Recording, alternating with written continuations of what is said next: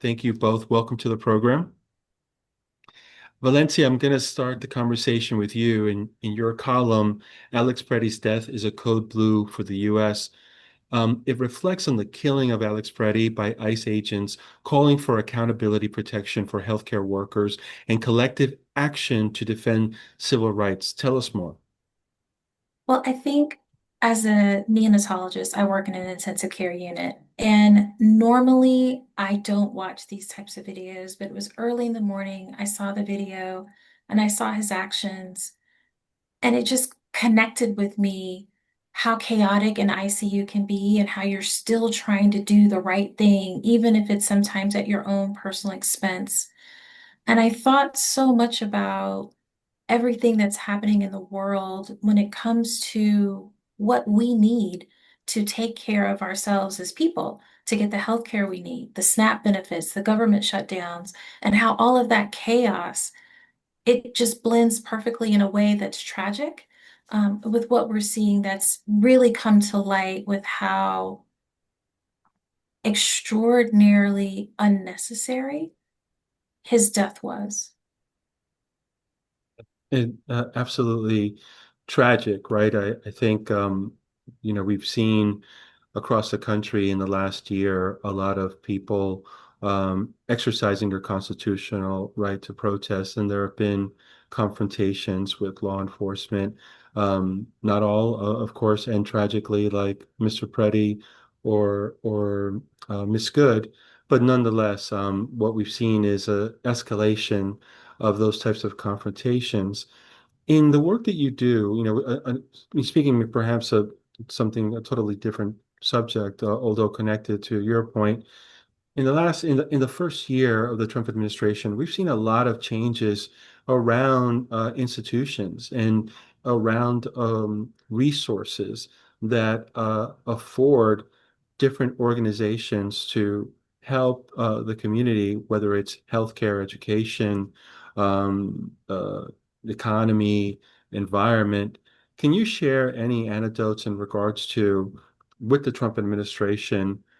Have there been changes in regards to in your workplace and in the work that you do, or are the challenges and opportunities the same as before Trump returning to the White House? I think there's definitely a lot that's changed starting in 2025. And the one thing I've been wrestling with is when everything matters, actually everything matters. As physicians, we're taking care of families, we're taking care of patients.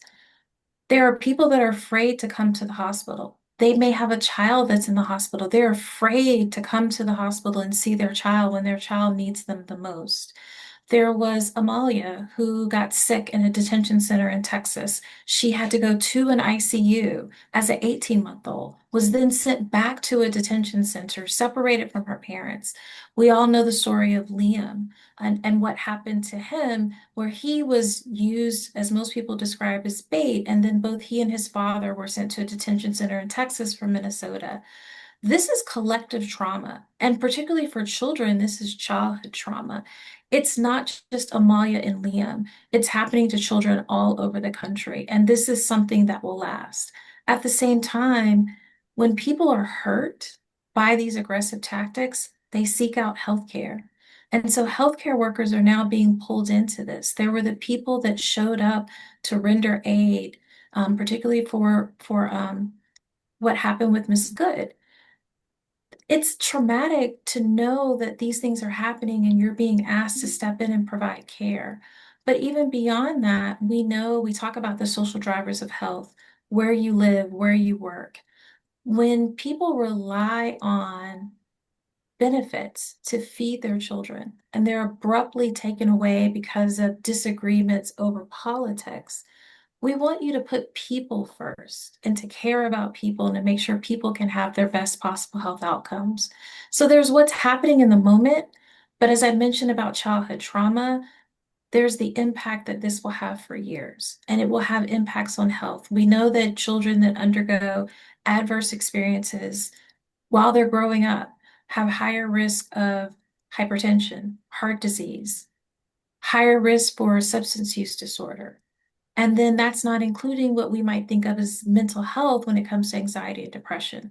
So these policies and the actions and the violence that we're being exposed to by the government and entities that we expect to keep us safe is incredibly disruptive and very worrisome. Could Uh, I share an example from my world, which I think aligns with what Valencia just said? I'm a librarian, and all my students are training to be librarians. And the the Institute for Museum and Library Services was one of the initial targets of the cuts in government funding, which guts our ability to do research and develop innovative programs for libraries. But also, what we're the kind of thing that Valencia is talking about is having such an impact on public libraries, Mm, both in terms of the demands for their services and their concerns that people aren't asking for their services because they're afraid. I mean, in a way that sounds like it's similar in the healthcare sector. So, for instance, in my own town, the big middle school is directly across the street from the public library. And most years, most days, the middle school doors open and the kids flood across the street and into the library. Some are well behaved and doing their homework, and some are just hanging out. But it's a safe place for them to be. And it is a place where they can get support. And I think students whose parents are concerned about their children being like Liam, being in public for too long, are saying, maybe not. And so where are those kids going? Are they going home and they're just going to be there alone? And, maybe there's a snack and maybe they're safe, but we just don't know. I mean, in the same way, people who may be uncertain about their immigration status or pursuing citizenship who might have come to the library to get help just understanding where there are resources available to them. It's like, yeah, don't know if I. So they are getting a lot of questions about that kind of thing, but they're also worrying about the people who aren't asking, who just aren't coming. yeah. Those are wonderful points, both. I think to what Valencia talked about, often the most vulnerable are forgotten children, and the impact that we're seeing from a an emotional and mental wellness standpoint. And then what you've mentioned, Maria, institutions that have been safeguards for so many people, safe spaces are also now targets, and people are questioning where can I go that is still safe.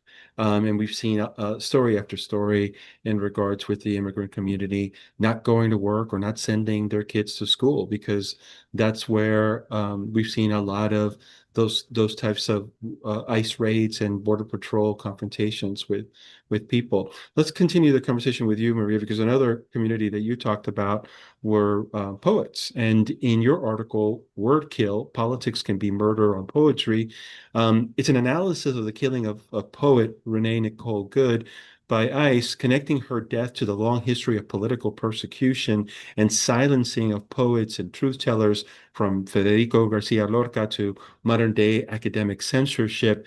Tell us more about what you wrote. Politics can be murder on poetry and lead to the murder of poets.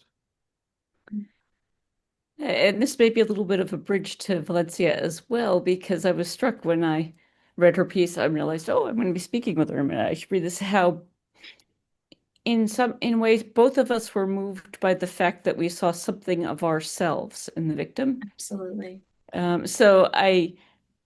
So they've killed a woman in Minnesota. Oh crap, what's going on? And as I said in the article, I assumed it would be a person of color, probably someone who was suspected of being an illegal immigrant or of uncertain immigration status. It's like, oh no, look, it's a middle-aged white lady. But it was when I learned that she was also a poet. A former colleague posted one of her poems that they had found in a poetry magazine. That I went like, yeah, someone a lot like me. I was never a good poet, but I wanted to be a poet. I tried, and that made me think about her as a reflection of myself, but also gave me a glimpse into the world she might be living in. By saying, like, I'm committed to truth and I'm committed to standing up for what I believe in. And we often think of poetry as arty, but it's also about standing up for what you believe in and expressing what you believe in. And that I made me think more. Go ahead, please, Valencia. I was just gonna say I love what you're saying because I think that is really what the point I wanted to make is that this people presumed, oh, it's violent criminals. They shouldn't be here. But now it's people like Amalia and her family that were here doing everything they were supposed to do, following the rules, and they were abducted. But now there are people who feel like they are US citizens. And even being a US citizen no longer protects you, it could happen to you. So, this erosion of safety is not just immigrants or not just undocumented people. More and more people are feeling like they need to carry their papers because I might look like someone who's from Somalia. I don't personally have those features, but I have close, dear friends who do. And yes, they're carrying their papers. And sadly, it harkens back to over 100 years ago, following the Civil War, where people had to prove they were free and they carried their papers. And for many of us in the African American community, that is just a loud alarm of warning and concern. And when you're constantly under threat, you feel the hairs on your skin step up. You feel that sickness in your stomach. Your blood pressure goes up. And that constant state of stress is not healthy for any of us. In Alex Pretti was killed after I wrote my piece, but ironically, my daughter's long-term partner, who's become a member of my family, is named Alex and had just gotten his nursing license. And he's a good, in light or harder days, I would say, Alex, you're a good social justice warrior, but I don't want to say that lightly now. But he could have been out there so easily. He's a big guy, he's 6'4", and I thought that so easily could have been my Alex. It said that I think it's good that you can empathize, but then I also found myself chastising myself, saying, what, it takes this for me to feel this degree of empathy? Shouldn't I be feeling it all the time for these people? It shouldn't have to be someone like me or someone I know to feel that degree of empathy.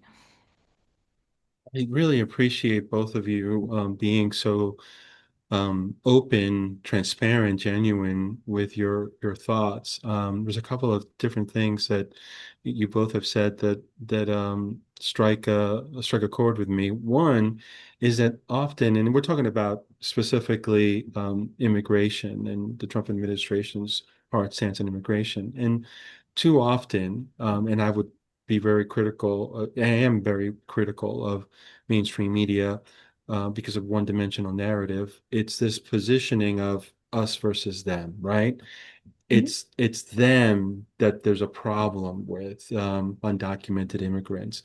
It's not That's not certainly me, but as you've both illustrated, one, and certainly Renee and Alex are examples. No, it's also citizens. It's also a lot of the racial profiling that we've seen. It's who the government officer perceives is the other, and that so this overwhelming state of fear that immigrant communities are under now. It's all of us because if we don't fit this very superficial cookie cutter of what an American looks like, then we're targets as well. And to your point, Maria, it shouldn't be that way, right? Because it isn't, as the Trump administration positioned it, going after the worst of the worst. We're seeing people being picked up at their place of work. We're picking up their children at school, in their homes. These are not the worst of the worst. They're our neighbors, they're our friends, they're our co-workers. And I think that's what's also striking a chord with all of us. It isn't, these quote unquote worst of the worst. I wanted to ask both of you, you've already shared a lot in regards to the what you're seeing and what you're experiencing.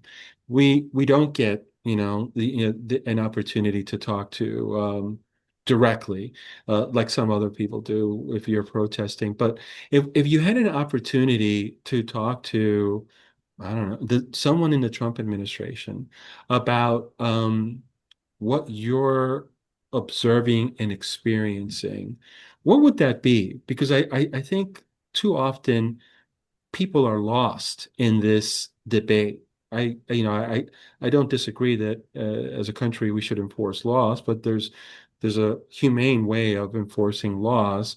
But often people are reduced to statistics, numbers, and not necessarily individuals. Is there anything that you would share, beginning with you, Valencia? I think that's the question that's on everyone's mind, and I appreciate you asking. Is it a difficult question to contemplate? One, I think you have to start with, hey, let's sit down and really talk to hear each other. There's an assumption, like you said, that you have this position, I have this position, and there's nothing that we share in between, but we always have shared interests. I would love to lead with the empathy and the humanity, but I also recognize there is a business case to be made. And to your point, when you're taking people away from their jobs, when you're taking people away from the crops that need to be picked, from the factories that need to run, that help other people keep the economy going, we're looking at shortages in doctors and nurses because of some of these visa policies. And again, the concern about not being safe to be here in the country. But people still get sick. People still have heart attacks. People still have strokes. People still have babies and have joy. So, how can we look at what's best for everyone?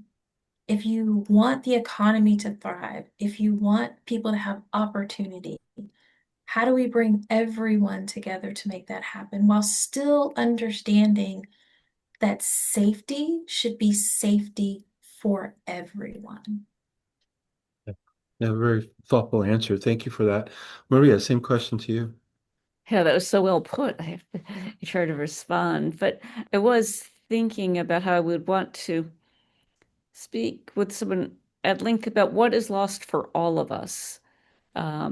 Because I feel like we sometimes fall into this mindset where it's like you're taking things away from me or my people, but really we're losing a lot as a society, as a country, and Valencia was pointing to a lot of that. And if we both erode our social infrastructure, or to some extent the economic infrastructure, as Valencia was saying, and put increasing demands on it, there's just not enough to go around. And I fear that the sort of, well, certainly the upper echelon of the Trump administration, but in general, just among the wealthiest classes, they think, yeah, but I'll be okay. And they probably will, in terms of being able to buy healthcare and food, right? They'll make it through. But there's so much about the richness of life that they'll be deprived of, and that the children that are growing up now will be deprived of. Yeah. I think there are ways to have wins. Like, we want people to have access to healthier food. We want to support the opportunities for that to happen. That doesn't have to come at the expense of children dying from the flu and the measles and whooping cough. And Exactly. how can we bring those interests together to really get to people that are physically fit and able to serve, in our armed forces and represent our country at the Olympics? Again, we have shared interests. I will always lead with the humanity and the empathy, but I'm going to understand that may not be everyone's first choice. But where there are shared interests, let's start there and build something better, not something that tears us apart, and then you blame the other side for the tearing apart. Again, two very thoughtful answers, and I agree.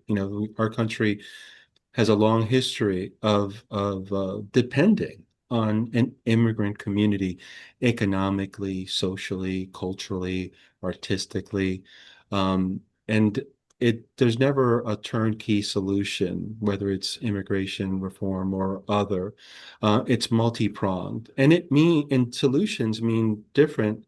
We have a very big country. Solutions mean different to, say, people in California versus New York and everybody in between. I think a lot of what we're seeing, and lastly, immigration is not exclusive. It's not an exclusive problem during the Trump administration. I mean, the Biden, I could say the same thing about the Biden administration, the Obama administration, and beforehand.